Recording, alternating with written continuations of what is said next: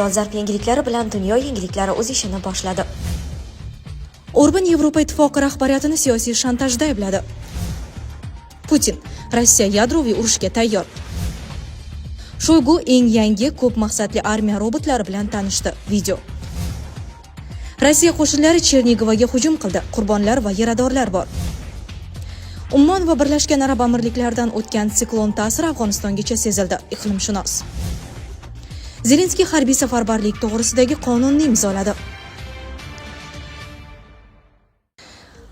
Orban Yevropa Ittifoqi rahbariyatini siyosiy shantajda aybladi.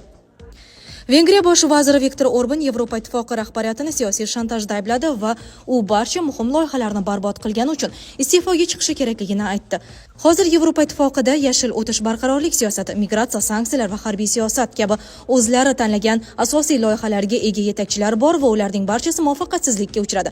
Yevropa Ittifoqining amaldagi rahbariyati ketishi kerak. Bizga yangi rahbarlar kerak, dedi Orban. Uning so'zlariga ko'ra, Bryussel qonun ustuvorligi prinsipi va shartlilik mexanizmidan siyosiy shantaj sifatida foydalanmoqda.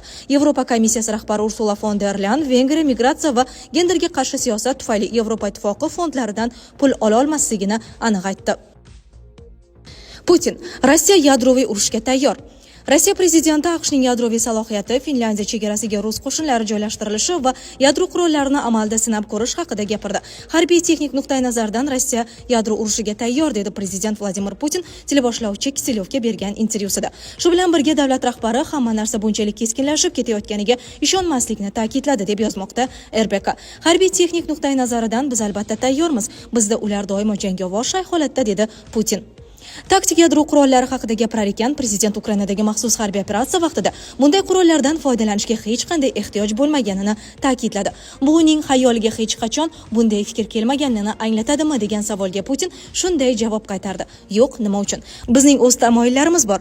Ular nima haqida gapiryapti? Agar gap Rossiya davlatining mavjudligi, suverenitetimiz va mustaqilligimizga zarar yetkazish haqida ketayotgan bo'lsa, qurol-yarog'ni, jumladan har qanday qurolni, shu jumladan siz aytayotgan qurollarni ham ishlatishga tayyormiz. Biz uchun strategiyada hamma narsa yozilgan, biz uni o'zgartirmadik, deya qo'shimcha qildi Putin.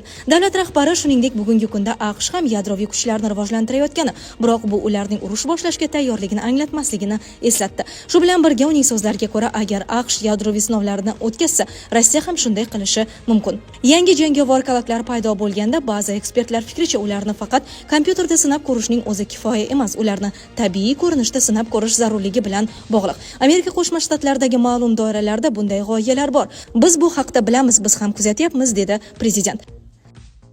Shoygu eng yangi ko'p maqsadli armiya robotlari bilan tanishdi. Video.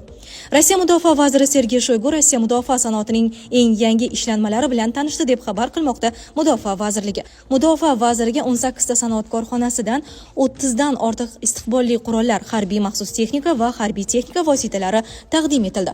Bular jumlasiga yuklarni tashish, evakuatsiya qilish va turli ishchi jihozlar va qurollarni o'rnatish platformasi sifatida foydalanish uchun mo'ljallangan ko'p maqsadli robotlashtirilgan avtomobillar, g'ildirakli va g'ildirakli shassilarga o'rnatilgan ko'p funksiyali robot platformalari kiradi, deyiladi xabarda.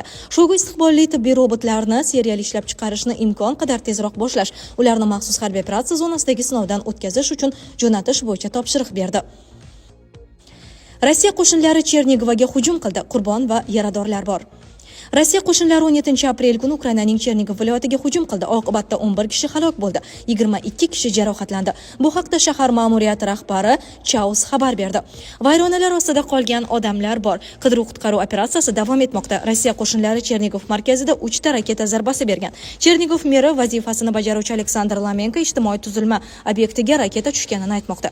Afsuski, qurbonlar soni ortishi mumkin. Ukraina havo hujumidan mudofaa tizimlari yetarlicha olganida va Rossiya terroriga qarshi kurashda dunyoning qat'iyati yetarli bo'lganida bunday bo'lmasdi, deya hujumga munosabat bildirdi Ukraina prezidenti Zelenskiy. Rossiya qo'shinlari Ukraina hududiga har kuni dronlar va raketalar bilan hujum qiladi. So'nggi bir necha hafta ichida Rossiya harbiylari yangi taktikalardan foydalangan holda energetika infratuzilmasi obyektlariga zarbalar bermoqda. Shuningdek, rus qo'shinlari kamroq himoyalangan hududlardagi energetika obyektlarga hujum qilayotgani qayd etilgan. Ummon va Birlashgan Arab Amirliklaridan o'tgan siklon ta'siri Afg'onistongacha seziladi. Iqlimshunos. Baaning Dubay shahrida 16 aprel kuni bir sutka davomida 120 mm yog'ingarchilik kuzatildi. Bu Dubay shahri uchun bir yilda yog'ishi kerak bo'lgan yog'indan ham ko'p. Iqlimshunos Erkin Abdullaxatovning bildirishicha, mazkur siklon boshqa hududlarga ham o'z ta'sirini ko'rsatadi. Ummon va Birlashgan Arab Amirliklaridan o'tgan siklon hali o'z energiyasini Eron, Pokiston hamda Afg'oniston hududlarida ham ko'rsatadi. Yuqoridagi mamlakatlar falokatli sel suv toshqinlariga tayyorgarlik ko'rishi kerak, deydi iqlimshunos. Dubay infrastrukturasi bu darajada katta miqdordagi suvni qabul qila olmagan va natijada shaharda suv bosish hodisalari kuzatilgan. Shuningdek, mahalliy aeroportning uchish-qo'nish yo'lagi tom ma'noda dengizga aylangan va ob-havo yaxshilanmaguncha barcha parvozlarni to'xtatib turishga qaror qilgan. Zelenskiy harbiy safarbarlik to'g'risidagi qonunni imzoladi. Ukraina prezidenti Vladimir Zelenskiy Ukrainaning ayrim qonun hujjatlariga harbiy xizmat, safarbarlik va harbiy ro'yxatga olishning ayrim masalalari bo'yicha o'zgartirishlarni kiritish haqidagi qonunni imzoladi. Tegishli hujjat 16 aprel kuni Ukraina parlamenti saytida e'lon qilindi. Qonunga ko'ra, safarbarlik chog'ida 18 yoshdan 60 yoshgacha bo'lgan erkaklar o'zlari bilan har doim harbiy ro'yxatga olinganlik to'g'risidagi hujjatni olib yurishlari va uni hududiy qabul qilish markazi vakilining iltimosiga binoan taqdim etishlari shart. Qonun e'lon qilinganidan keyin harbiy xizmatni o'tashga majbur bo'lgan barcha shaxslarga 60 kun ichida amaldagi yashash manzili, aloqa ma'lumotlari va boshqa harbiy ro'yxatga olish ma'lumotlariga aniqlik kiritilishi shart. Mazkur qonun loyihasidan harbiy holat sharoitida 36 oy xizmat qilgan harbiy xizmatchilarni demobilizatsiya qilish to'g'risidagi nizom armiya bosh qo'mondoni Sirskiyning talabi bilan olib tashlangan. AFP'ning qayd etishicha, bu frontdagi ko'plab ukrainalik askarlarning noroziligiga sabab bo'lgan. Sizlarga yetkazmoqchi bo'lganlarimiz shulardan iborat edi. Dunyo yangiliklaridan uzoqlashmang.